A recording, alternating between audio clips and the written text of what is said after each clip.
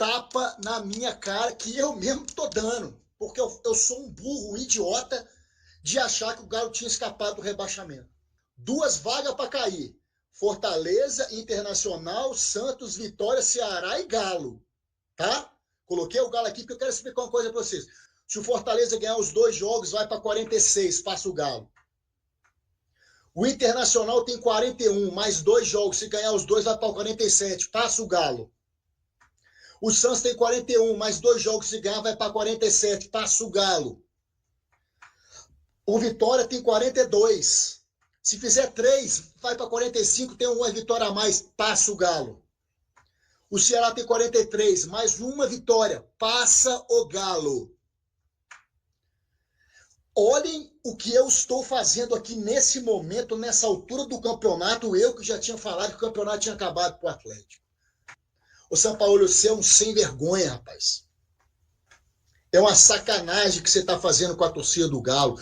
Cara, tudo isso acontece hoje no Atlético porque são todos frouxos. O time é frouxo, a gestão é frouxa. Todo mundo não tem um mínimo de firmeza, um mínimo de clareza. O Atlético hoje atua como um clube frouxo. E essa é a realidade. O Atlético não consegue entregar o mínimo. O mínimo. É um clube frouxo hoje. Gestão, jogadores, departamento de futebol. Cara, é muito fácil hoje. E o jogo de ontem é um retrato perfeito do que foi a temporada do Atlético. De um time, de um clube frouxo em 2025. O Atlético foi completamente frouxo em 2025. Não consegue vencer absolutamente ninguém. O Atlético faz um ponto contra o Fortaleza. E aí, se você tem um time frouxo, você não vai lutar por nada. Você não será campeão de absolutamente nada. Essa é a realidade do Atlético em 2025. Essa é a verdade sobre esse time, sobre a gestão do clube. O Atlético foi lamentável em 2025. E o Atlético encerra a temporada com um torcedor que ainda acreditava, que ainda cria numa possibilidade de ir para a Libertadores. Cara, o Atlético não vai para a Libertadores. O Atlético, se tivesse descolado da realidade, né? Tá descolado. O Atlético, se tivesse 5 rodadas a mais, eu falei isso depois do jogo contra o Sport. Olha como muda. Depois do jogo contra o Sport, eu falei nas minhas redes sociais. Se tivesse 5 rodadas a mais, esse time era campeão. Porque o Atlético estava bem. Aí você sai daquele jogo, que eu nem lembro que dia foi, mas acho que foi durante o mês de novembro. Você estava só brincando, né? Eu estava, cara, de uma forma bem hiperbólica, falando e elogiando o momento do Atlético. Você estava resultadista. Cara, altamente resultadista. Mas eu não sou daquele jogo. resultadista. Que eles conhecem. Eu falo que sou. Mas enfim, o Atlético, depois de um mês, 5 rodadas a mais, o Atlético cairia. O Atlético cairia. Ou alguém aqui, em sã consciência, acha que esse time tem condição de ganhar do Palmeiras e do Vasco dentro de casa. Em condições normais não tá ganhando de ninguém. Não tem. O Atlético, pra mim, perde os 2 jogos que restam do Campeonato Brasileiro. E o Atlético tem que dar graças a Deus, ou melhor, graças ao Sampaoli, que conseguiu entregar a esse time 45 pontos. Porque, pra mim, esse Atlético não pontua mais no Campeonato Brasileiro. O Atlético perde pro Vasco e perde pro Palmeiras, não nessa ordem. O Atlético perde pros 2 dentro da casa dele. E assim, eu não quero ensinar torcedor, não quero falar com o torcedor o que ele tem que fazer.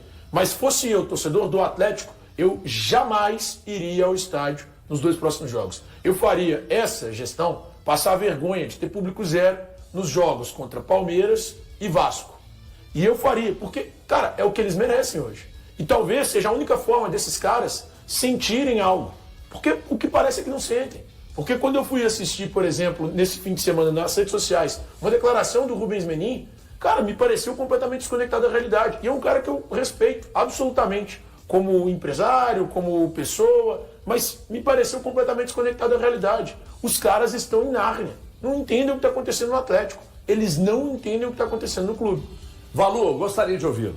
Ô, HG, boa tarde para todos aqui, boa tarde para quem nos assiste também.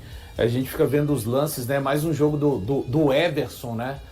O Everson realmente tem evitado maiores desastres, né? Pelo lado do Atlético. Contra o Flamengo, o Atlético teve um empate. Eu nem achei que o Atlético fez uma boa partida. Eu acho que teve mais a ver com o próprio Everson, né? Que foi a grande figura do jogo. E ontem um Atlético que, né? O Atlético cria, o Atlético controla, mas... Sabe, você assistindo o jogo, é um time que a perda da Sul-Americana, inclusive, HG, que você citou, cara, ali é um marco, né? Eu acho que quebrou a mobilização, talvez, de muitos jogadores dentro do elenco que, em prol da conquista, compraram a ideia do Sampaoli. Talvez não por acharem uma grande ideia, mas em prol de um objetivo. Para mim, ficou meio claro assistindo esse jogo que depois, esse jogo, o próprio jogo contra o Flamengo, que uma vez que caiu a possibilidade da conquista, o Atlético foi vice-campeão, essa questão de comprar em prol de algo que não existe mais, foi pelos ares. É um time que controla, toca a bola, mas você vê o Atlético jogando no ataque, principalmente no ataque, sabe? O Dudu às vezes consegue driblar tenta um cruzamento. Cara, é muito apagado o Atlético criando, é muito apagado, né? E aí ele não é o principal responsável, para mim, né, pelo ano do Atlético. O Sampaoli, as pessoas parecem que estão esquecendo que o Sampaoli estreou no Atlético no dia 11 de setembro, né? Estão com uma memória seletiva de analisar o Atlético do Sampaoli como se a temporada não começa no mês 9, né? As coisas começaram a acontecer no Atlético, relatadas aqui, inclusive, no programa. A desorganização institucional promovida por quem é o responsável por fazer o futebol do Atlético começou já com uma temporada dividida, né? Parte em Belo Horizonte, parte nos Estados Unidos. Teve gente que pensou que a gente estava criticando simplesmente pelo fato do Atlético ir viajar, enfim. A gente está vendo, o ano está mostrando o que significa o Atlético ter feito várias opções de caminho, como acabou fazendo. Uma coisa que chama atenção para mim, HG, pelo lado do Sampaoli, para falar do jogo, você chamava atenção da questão do Scarpa, a gente vai ouvir o Hulk daqui a pouco, mas ele acabou soltando uma convicção do time dele, né? Ele decidiu mesmo agora colocar 3 atacantes e nesse cenário, o personagem que daqui a pouco vai falar e a gente vai ouvir, fica um pouco mais isolado, ele parou de usar o Bernard mais centralizado. O momento que o time mais cresceu, eu sempre vou pegar a partida contra o Del Valle, que provavelmente vai ser a melhor partida do Atlético no ano. O Bernard mais centralizado, funcionando com 2 atacantes ali à frente. Não é isso que fez o Atlético perder para o Fortaleza, né? É uma série de questões que acontecem. E só um recorte final do Campeonatos Brasileiros, pegando 2024 e os jogos realizados pelo Atlético até então. Repito, as 38 rodadas do ano passado, mais as 36. O Atlético tem 74 jogos realizados, 22 vitórias, 22 empates e 22 vitórias, 26 empates e 26 derrotas, HG. Aqui só para passar um outro número, desculpa, HG, que a gente olhando o Fortaleza jogar, a gente imagina assim, esse time tá brigando lá no alto da tabela. É o que o Atlético faz parecer. Mas o empenho dessa equipe é o empenho de uma equipe que está brigando na parte alta da tabela. E você vê que o futebol, às vezes a matemática, ela não é exata no futebol. Ela não funciona dessa maneira. Só para passar os números da equipe do Fortaleza, no momento, Fortaleza nos últimos 10 jogos, últimas 10 rodadas, o Fortaleza acumulou 18 pontos. Só para fazer um comparativo com o fracasso do Atlético. O segundo turno, o Atlético tem 17 jogos. 17 jogos. O Atlético tem 17 pontos conquistados. Então você vê quando uma equipe é coesa, se entrega, se fecha, supre a ausência de grandes talentos, porque o time foi conciso. A equipe do Fortaleza, se ela vier a cair, ela vai cair lutando, e lutando muito. O Atlético chegou aos 45 pontos através daquela fase bônus. Fase bônus. A fase bônus deu ao Atlético os 45 pontos, que chama esporte. E olha que foi no sufoco, hein, torcedor? O Atlético chegou a estar perdendo de 2-0 para a fase bônus. De 2-0 para a fase bônus. E conseguiu virar o jogo depois que o mental do esporte foi estourado com aquele frango que o goleiro tomou. Ó, o Elton falou de mental, eu quero me apegar a 2 questões que envolvem o Atlético, que para mim são problemas graves. Um é o mental. O Atlético é um time que mentalmente, e aí eu tô falando de aspecto anímico, né? Que é de espírito mesmo, de time vencedor, de time forte espiritualmente, comportamentalmente. O Atlético é um nada nesse aspecto, nada. Time que 1-0 pro adversário se fica maluco em campo, É um time que vira poucos jogos, tem os números aí, pouquíssimos jogos que o Atlético conseguiu virar. Eu acho que não chega a 3 no Brasileiro. Aliás, eu acho que foi um que o Atlético conseguiu virar no Brasileiro. Confere pra mim, por favor, se vocês tiverem esse número. Só contra o Sport, não foi? Então, quer dizer, é um time que não consegue, não tem força mental e nem física. Porque, pra mim, um problema do Atlético grave é o aspecto físico. Que eu tô falando aqui, ó... Futebol cada vez mais físico, o Atlético menos físico. O Atlético que não tem um meio campo, que é o principal setor de um time, que dá consistência à equipe, ele tem que correr dobrado. Então ele corre errado, ele cansa mais, e ele cede mais espaço, e ele não ganha duelos. Então pra mim é problema mental e físico também, porque qualidade com a bola nos pés, tem um monte de jogador no Atlético lá que consegue. Agora, pra mim tem um problema que é mais grave de todos esses. O clima... O ambiente no Atlético não é um ambiente de unidade. Não adianta o torcedor ficar pistola com as críticas nossas, não. Se vocês quiserem ouvir elogios, gente que baba, tem um monte de gente na internet, em outras mídias por aí, que vão elogiar, que vão ficar babando. Aqui não. Aqui não. Aqui nós temos compromisso, na verdade, é com aquilo que a gente efetivamente pensa do futebol, pensa do Atlético, pensa do Cruzeiro. E outra coisa, aqui todo mundo entrega sigilo bancário, telefônico. Ninguém aqui recebe para falar bem ou mal. Ninguém. Então, é aspecto físico, é aspecto mental e o clima, o grupo do Atlético não é um grupo unido. E isso é informação. Informação. E não adianta chegar e falar, não, porque aqui a gente tem unidade. Tem nada. Um ou outro jogo, os caras se abraçam ali, aí alguém diz assim, o fulano falou que não tem unidade. Aí os caras rindo e se abraçando aí. Mas também, depois de um gol, de uma classificação, natural que isso aconteça, né?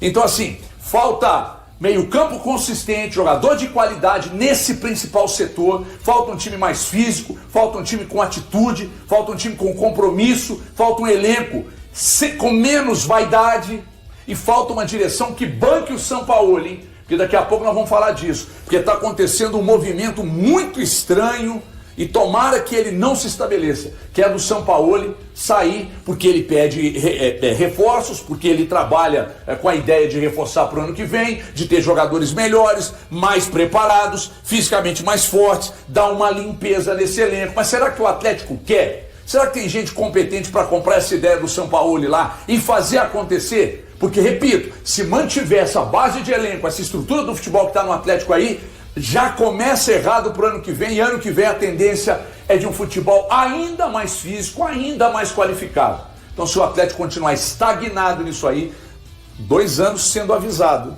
2 anos. Mas agora nós precisamos falar da entrevista do Hulk. O Breno Galante estava lá, sempre bem colocado, que nem filho de político, e ouviu o principal atacante do Atlético. Veja aí o que ele disse. Mas é difícil. Desde que eu cheguei aqui no Galo em 21, eu sempre senti que estava no grande time. Time que propõe jogo, time que quer ganhar todos os jogos, time que tem personalidade. Nos últimos anos está sendo mais difícil. A gente não está com essa ideia. A gente está mais sendo reativo do que ativo, é muito difícil. Onde você tem que jogar no erro dos adversários, sendo que nós temos que jogar como time grande. Somos time grande. O Sampaoli é um treinador que eu gosto muito dele, como eu sempre falei, tenho muito respeito por ele, pela carreira dele, por tudo. Mas assim, se você prestar atenção nos jogos, eu fico muito sozinho ali, na frente. É muito difícil jogar de costa, não é minha característica jogar de costa. Então é natural que aconteçam muitos erros, é natural que esteja deixando um pouco a desejar. Eu sou um jogador que estou acostumado a ter números altos. E infelizmente os números baixaram bastante devido a fazer uma função onde eu não estou acostumado a fazer. Não procede. Os números provam que você está errado, os meninos pesquisaram aqui, os números provam que você está errado. E outra coisa, Hulk, todo mundo aqui assiste jogo. Você não está sendo correto. Você não está sendo correto com o Sampaoli e do lado de cá, todo mundo vê jogo, né? O time do Sampaoli já jogou várias vezes num formato que te favorece e você não conseguiu entregar. Antes da chegada dele, você fez menos gols do que você fez com ele e também não estava entregando com o time jogando, inclusive ao seu feitio. E você não entregou. Então nós precisamos estar preparados para a glória e para o final. Nós precisamos estar preparados. Então você foi injusto com o Sampaoli quando você terceiriza a responsabilidade pelos constantes jogos ruins que você está fazendo. E por que nós estamos separando um espaço do programa aqui, Hulk, para falar de você? Porque eu vou esperar de quem? Eu vou esperar quem para decidir numa final de Sul-Americana? Não é do Biel, né? Do João Pedro? Eu vou do Biel? Não, é do Hulk. E em qual situação, num jogo pica que você teve com a bola do jogo, você foi lá e decidiu? Então, cara, não é culpa do Sampaoli, não. O que a gente espera daqui é que você decida jogos que seja uma liderança aí dentro, e não tem sido. E outra coisa, teve um trecho da entrevista pro Galante lá que você disse assim: eu não fui procurado por ninguém da diretoria desde que cheguei aqui para tentar ajudar e tal. Eu, quando não sou procurado, meu filho, desculpa, eu vou lá e me meto na situação. Mas com respeito. Eu disse, pô, Bernardo, posso te ajudar? O Flávio, diretor, o Bernardo, nosso diretor-geral. Se espirrar, Deus te ajude aí, viu, Bernardo? Tá numa fase, hein, Bernardo? E o Flávio, meu diretor comercial. Ô Flávio, eu posso te ajudar? Pode. Aí eu vou lá e pá, meto o B dele. Aí eu vou aqui no Lucas Cata Preta. O Lucas, o diretor é o Murilo, ele é chefe de reportagem. Aí eu tenho chefe, eu tenho editor-chefe, que é o André, chefe de reportagem é o Lucas, diretor de jornalismo é o Murilo. Eu vou lá e pergunto, posso te ajudar? Posso ser útil aí e tal? Ué, em que ele poderia ajudar? E por que ele não está ajudando? Então desculpa, Galante, você é a Mariana Becker da reportagem que vive o Atlético aí no dia a dia. Você foi muito bem, e os caras respondem muito porque é você que está ali perguntando. Cara, a impressão que eu tive, aí quem quiser ver a entrevista completa, tem lá no canal do YouTube Breno Galante, tem a entrevista completa, tem mais trechos. Pra mim o tom foi de tom de despedida, sabe? Foi um tom do Hulk de despedida. A gente vê que ele tá realmente chateado com uma série de situações, pode ser até com ele mesmo, pelo desempenho dele, que não é um desempenho que se espera, né?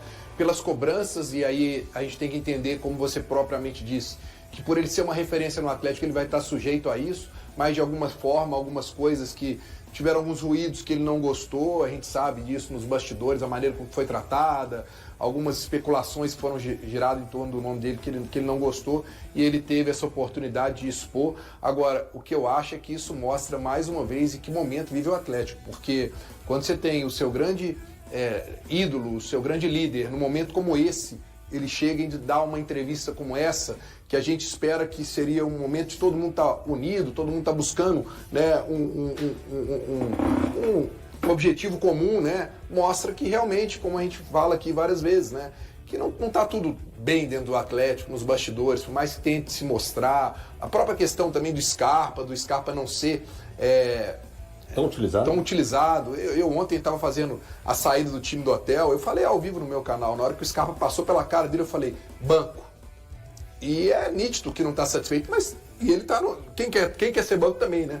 O cara tem o direito dele, o cara tem o direito dele de não estar satisfeito, de ficar no banco, se ele acha que ele produz mais. Aí é tudo questão de gestão, de diálogo, de uma série de coisas.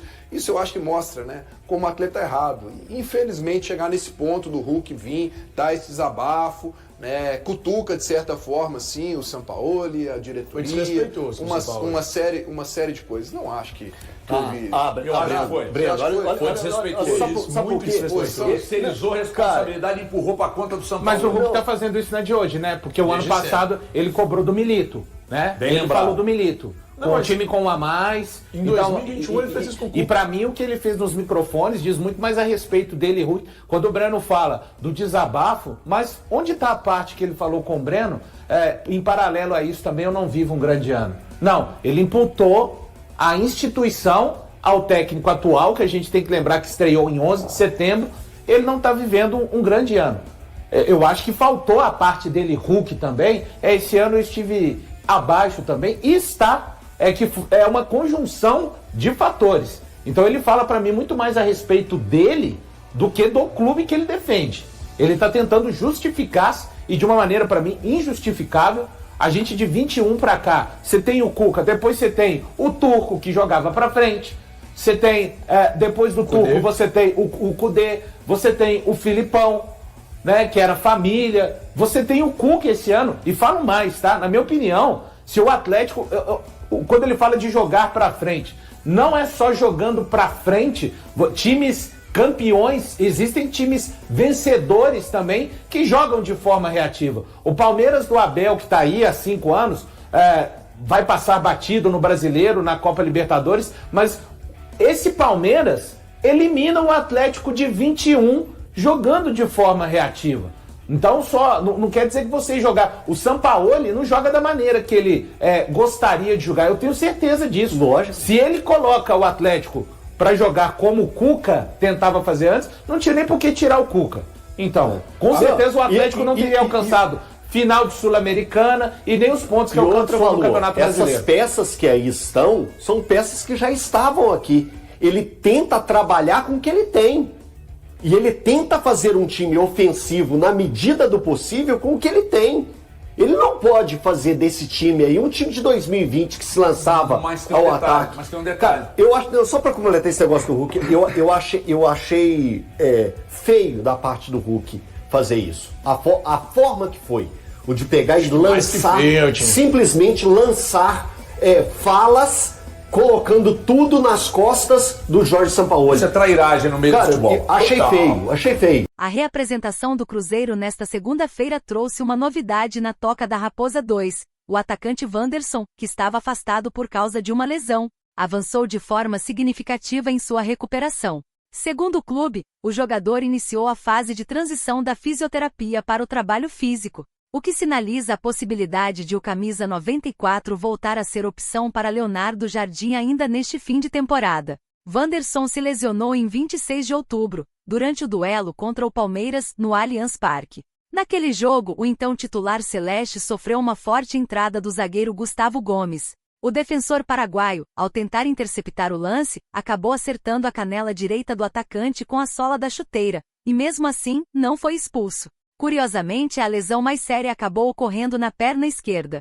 Quando Wanderson recebe o trauma direto na perna direita, ele faz um movimento brusco de desaceleração, o que provoca grave lesão nos músculos posteriores da coxa esquerda, explicou o médico Sérgio Campolina. Naquele momento, a previsão era de que ele não voltasse a jogar em 2025. Com apenas 2 partidas restantes no Brasileirão contra Botafogo e Santos, praticamente não há chance de o atacante reunir condições de atuar na competição. Por outro lado, existe otimismo em relação à Copa do Brasil. As semifinais contra o Corinthians estão marcadas para os dias 10 e 14 de dezembro, e eventuais finais serão disputadas nos dias 17 e 21. E aí, galera, o que acharam? Deixem suas opiniões nos comentários. Não se esqueçam de deixar o like, se inscrever no canal e ativar o sininho para receber as notificações. Até mais, Nação Celeste! Vamos pra frente!